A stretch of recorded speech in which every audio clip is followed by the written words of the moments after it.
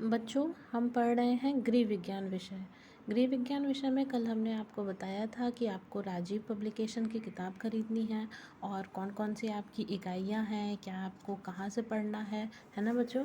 तो हम पहला पाठ शुरू कर चुके हैं, गृह विज्ञान के क्षेत्र व उसके तत्व। तो कल हमने आपको बताया था कि गृह विज्ञान विषय का क्या अर्थ होता है। गृह विज्ञान क्या होता है, दो शब्दों से मिलकर बना हुआ है। मतलब जिसमें घर जहाँ हम निवास करते हैं उसको व्यवस्थित ढंग से अगर हम उसकी पढ़ाई करते हैं तो वही जो होता है हमारा क्या होता है, गृह विज्ञान होता है।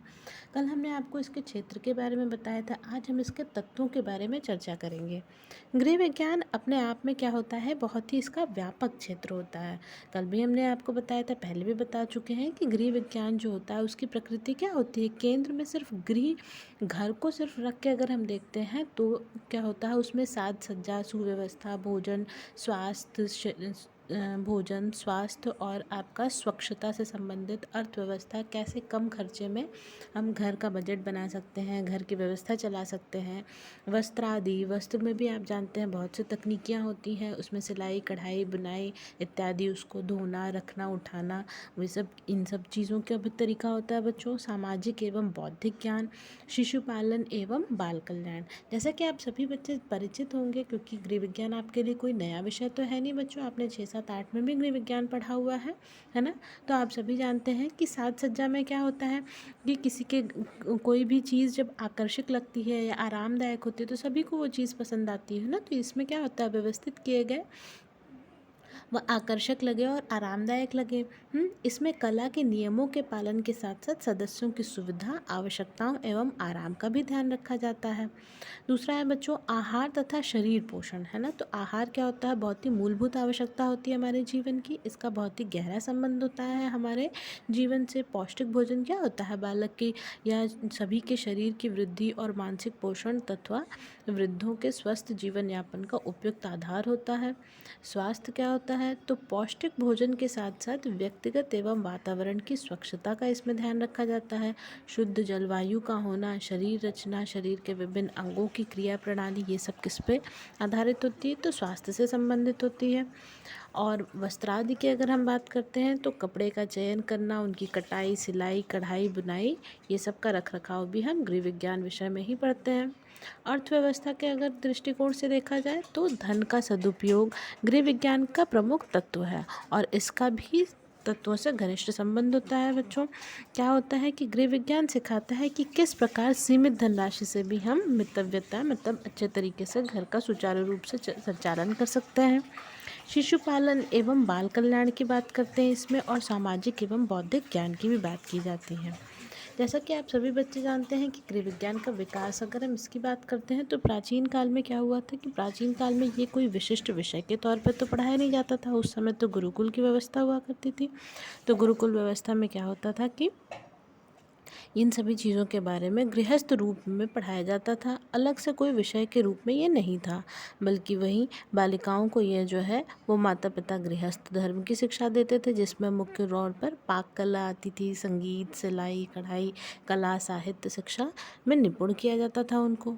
मध्यकाल में जैसा कि आप इतिहास में देखते हैं कि मध्यकाल में क्या होता था, बालिकाओं को बाहर निकलने की पाबंदी थी। बालिकाओं पर, महिलाओं पर बहुत ही पाबंदियाँ हुआ करती थी, तो उनको क्या होता था, घर में ही इस प्रकार की शिक्षा दी जाती थी बच्चों। आधुनिक युग में अगर हम बात करते हैं तो गृह विज्ञान, तो अंग्रेजों के आगमन से ही क्या होता था, स्त्री शिक्षा पर विशेष ध्यान दिया जाने लगा, है ना। सरकार ने भी गृह विज्ञान विषय की शिक्षा की आवश्यकता का अनुभव किया और इसको अनिवार्य विषय के रूप में हमने लागू कर दिया। स्वतंत्रता के पश्चात यदि हम गृह विज्ञान का देखते हैं तो भारतवर्ष में स्वतंत्रता के पश्चात समय समय पर शिक्षा के क्षेत्र में अनेक सुधार किए गए। गृह विज्ञान एक पृथक विज्ञान के रूप में विकसित हुआ है और इसे विज्ञान की व्यावहारिक शाखा के रूप में भी मान्यता दी गई थी। ठीक, तो आधुनिक युग में अगर हम गृह विज्ञान का महत्व देखते हैं बच्चों, तो आप समझ सकते हैं कि क्या हुआ था। गृह विज्ञान एक ऐसा विषय है जो पारिवारिक जीवन को सफल नहीं एवं समृद्ध बनाने का ज्ञान प्रदान करता है। यह विषय कुछ ही व्यापक एवं व्यावहारिक है।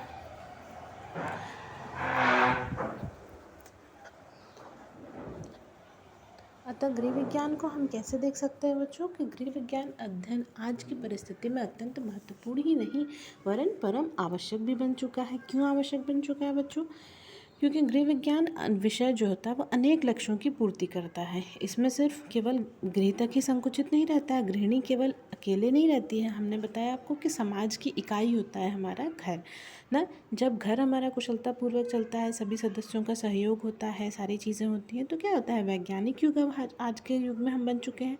तो जब महिलाओं को, स्त्रियों को इन सब चीज़ों के बारे में ज्ञान होगा तो वो आज के पुरुषों से कंधा मिलाकर चल सकेंगी, उन्हें भी सब चीज़ों के बारे में जानकारी होगी, और जानकारी होने की वजह से वो क्या होगा, बहुत ही हमारा समाज जो होगा वो सुखदायक और शांतिमय तरीके से जिया जा सकता है उसमें।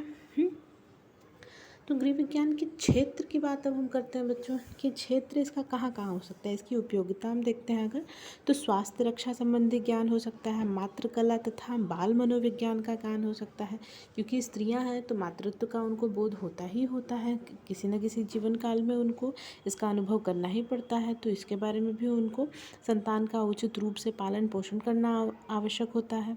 गृह प्रबंध और विभिन्न गृह कलाओं का ज्ञान होना आवश्यक होता है। मनोविज्ञान और समाजशास्त्र का ज्ञान, जिससे वह अपने परिवार को सुखी रख सके।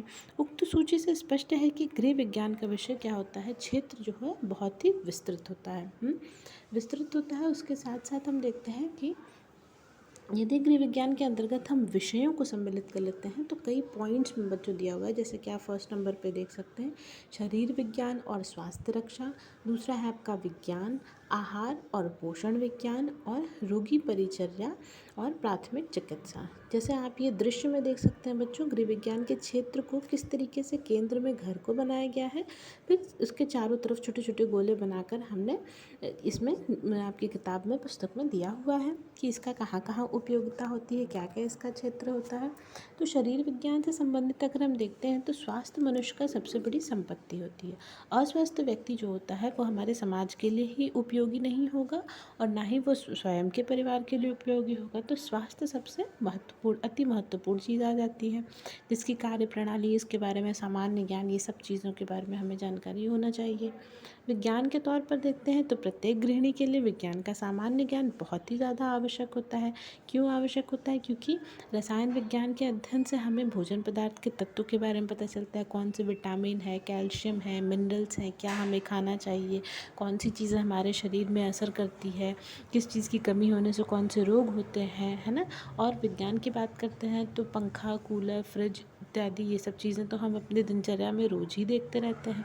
तो इन चीज़ों को किस तरीके से यूज़ करना है, क्या इसकी उपयोगिता है, ये सभी भौतिक विज्ञान के अंतर्गत आ जाते हैं, ये सारे उपकरण, है ना। आहार और पोषण विज्ञान की यदि हम बात करते हैं तो आहार और पोषण में बच्चों देखते हैं तो उसमें क्या होता है, आहार और पोषण में बच्चों आप देख सकते हैं कि मनुष्य का स्वास्थ्य उचित आहार पर ही मुख्य रूप से निर्भर करता है ना, कि कितनी मात्रा में हमें भोजन लेना चाहिए, किन किन तत्वों का शरीर और स्वास्थ्य पर क्या प्रभाव पड़ता है, विभिन्न व्यक्ति जो होते हैं वो कौन से भोज्य पदार्थ के कौन से गुण हैं, कौन से अवगुण हैं, कम, है ना। तो ये सारी चीज़ें जो होती हैं वो आहार और पोषण विज्ञान में आ जाती हैं। चौथा है बच्चों रोगी परिचर्या और प्राथमिक चिकित्सा। रोगी परिचर्या की यदि हम बात करते हैं तो इसमें क्या होता है कि बहुत सारे रोग होने लग जाते हैं बच्चों, तो छोटे छोटे रोग के लिए हम हर समय तो डॉक्टर के पास नहीं जा सकते हैं। छोटी मोटी बीमारियों का फर्स्ट एड उपचार तो हम स्वयं से भी किया जा सकता है ना। तो जैसे पहले चेचक वगैरह हो जाता था, साफ़ सफाई ना रखने की वजह से होता था बच्चों, तो इन सब चीज़ों का ध्यान रखने से हम छोटी मोटी बीमारियों से तो स्वतः ही निपट सकते हैं। तो इस प्रकार से हम देख सकते हैं बच्चों की गृह विज्ञान क्षेत्र जो होता है उसका क्षेत्र कितना व्यापक है, उसकी उपयोगिता कितनी ज़्यादा है, उसके तत्व कौन कौन से हैं, और ये कहाँ कहाँ किस किस रूप में हमें देखने को मिलता है। ठीक है बच्चों, तो इसके आगे फिर हम दूसरे दिन देखेंगे। आज के लिए इतना ही बच्चों, आप इसको ध्यानपूर्वक पढ़ लीजिएगा। धन्यवाद बच्चों।